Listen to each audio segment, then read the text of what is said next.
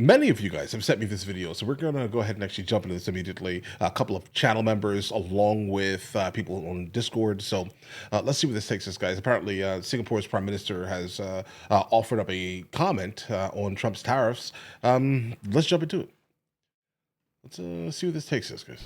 My fellow Singaporeans, I've said before that the world is changing in ways that will disadvantage small open economies like Singapore.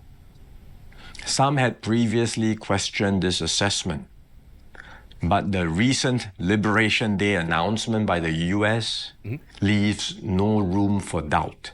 He's not wrong. It marks a seismic change in the global order.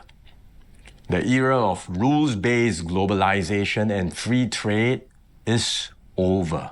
It has to be right now. We are entering a new phase, one that is more arbitrary, protectionist, and dangerous. For decades, basically how I take that last line here, protectionist and dangerous. It is time that some of the countries that have been basically being taken advantage of in terms of, because I said this last time and you kind of yelled at me in a comment, so I want to go ahead and actually fill in the blanks here.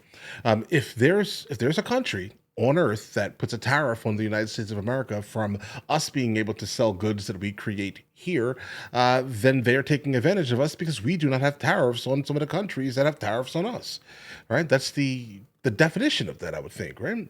You're charging me for something that I'm not charging you for. That's unacceptable. It seems like a lot of the countries around the world have just, forgotten the fact that they have been doing these things.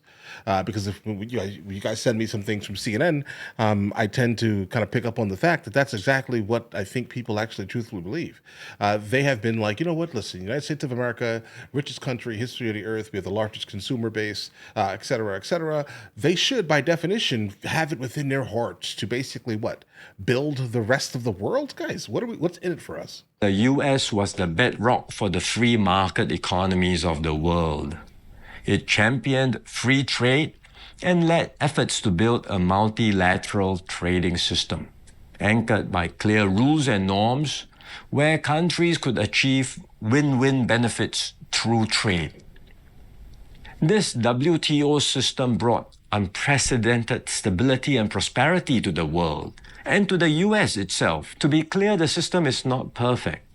Singapore and many others have long called for reform to update the rules and to make the system better. But what the US is doing now is not reform. It is abandoning the entire system it had created. Its new approach of reciprocal tariffs, country by country, is a complete rejection of the WTO framework. So basically it's acceptable to tariff the United States of America, but if we reciprocate, then it's a problem. Country is a complete rejection of the WTO framework. The US has placed Singapore in the lowest base tier with a tariff of 10%. Listen, Singapore is an absolutely beautiful country. I mean, I've been there numerous times. I love the Marina Bay, the Singapore Botanical Gardens. I absolutely am infatuated with the country of Singapore. I would absolutely love to actually retire here. But when it comes down to this specific thing here, they definitely... I wouldn't specifically tariff Singapore. I'm just going to be completely honest here when it comes to Singapore. But there are many countries around Singapore that definitely need tariffs, guys, right? And this is the reason why I'm guessing also the White House realized that putting only 10% on them makes sense, because it makes sense if that's the case, but I still wouldn't put anything on them. In the lowest base tier with a tariff of 10%. So the direct impact on us may be limited for now. But there are wider and more profound consequences. If other countries adopt the same approach as the US, abandoning the WTO and trading only on their own preferred terms, country by country, it will spell trouble for all nations, especially small ones like Singapore. He's not wrong. We risk being squeezed out, marginalized, and left behind. We can also expect a strong global response to America's tariffs.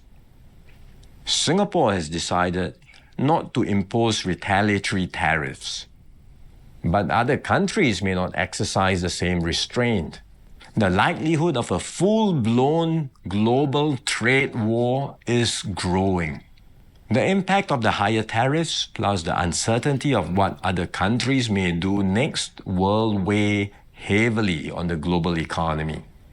International trade and investments will suffer, and global growth will slow. Singapore will take a bigger hit than others because of our heavy reliance on trade. The last time the world This is experienced hypothetical. something like this was in the 1930s. Yep.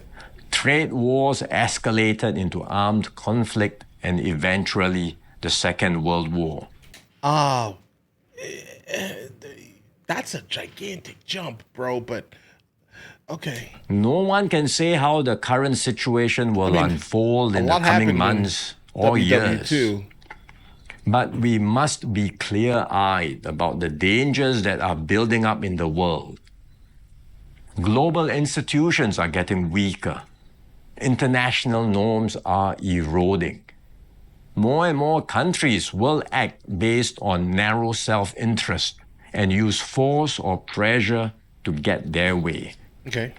This is the harsh reality of our world today. We will stay vigilant. We will build up our capabilities. We will strengthen our network of partnerships with like-minded countries. That's fair. We are more ready than many other countries with our reserves, our cohesion, and our resolve. But we must brace ourselves for more shocks to come. The global calm and stability we once knew will not return anytime soon. We cannot expect that the rules which protected small states will still hold. I'm sharing this with you so that we can all be mentally prepared, so that we will not be caught off guard. Let us not be lulled into complacency. The risks are real and the stakes are high. Okay. The road ahead will be harder. But if we stay resolute and united, Singapore will continue to hold its own in this troubled world. It definitely will. All right, so guys, really quickly, super interesting. I love this guy. I've never seen him before. Never heard about him. I never heard him speak before. Never heard him deliver a point before. But I love him absolutely, guys. The way he handled this specifically for his own specific sovereign nation is completely fine and adequate. I see nothing wrong with how he spoke on the topic here. But coming specifically from our perspective, because I'm American, and so I'm just going to come from our perspective. There comes a point in time where guys, we can't continue to allow nations to just continue winning while we have impoverished people in our nation. That could be something governmental.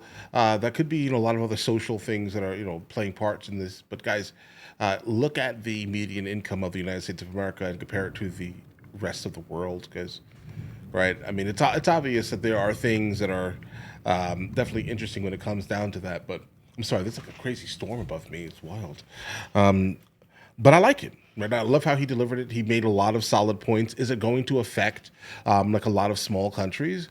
It could, hypothetically, if every nation on Earth decided to do exactly what we do or did in this context here. It definitely will affect the world, let's say, in a major way. But guys, again, we have a problem with manufacturing. We cannot consistently get to the point where Singapore is specifically having to import so many things, right? We need to start building things for our own. And the only way for this to happen is to basically stop or slow at least or quell some of the international trade. The reality of the situation is that. I understand the whole concept of wanting to have like everything globalized. Specifically, a lot of small nations love the whole idea of globalization and making everything kind of at the tip of your fingers. But guys, you have to kind of build yourself, bro. We have an issue in the United States of America. Like, I hear it. I hear his point. I think his points are incredibly valid, but everything is hypothetical until it actually happens. And I'm not going to go ahead and start to even litigate specifically, what could happen. I'd rather figure out what's happening right now. And what's happening right now is we have a gigantic manufacturing problem. We have a problem with the amount of things that we're importing. We're not creating we're not creating enough. Our intellectual property is being stolen massively. There are definitely some massive offenders. Like Trump is looking at 100 and something percent, et cetera. On China, I would definitely say 1,000%. Put 1,000% on them, because the problem here is guys, when it comes to China, China specifically, the only way she is going to basically stay in power is if the Chinese people are working, and they have a way to kind of feed their family, and by not allowing it, right, by putting 1,000% tariff, right, you can pretty much guarantee that she is going to basically be flying over to the United States of America and meeting with Trump to basically create some type of deal where we can literally work on the concept of IP theft, stacking the deck, currency manipulation, basically all of the things that are actually affecting the United States of America. We need to fix these things, guys. We can't just sit on it. But you know what? Listen, I hear you. You want everyone to basically hold hands and sing "Kumbaya" right into the sunset, but that's not that doesn't work anymore, bro. It doesn't work. The American people are completely fed up with this now. They're fed up with it. Illegal immigration and the economy. Okay, we have a problem. But guys, listen, you guys all have an absolutely amazing day, and definitely hope you guys are being safe in this crazy, super crazy storm. All right, I'll catch you guys later.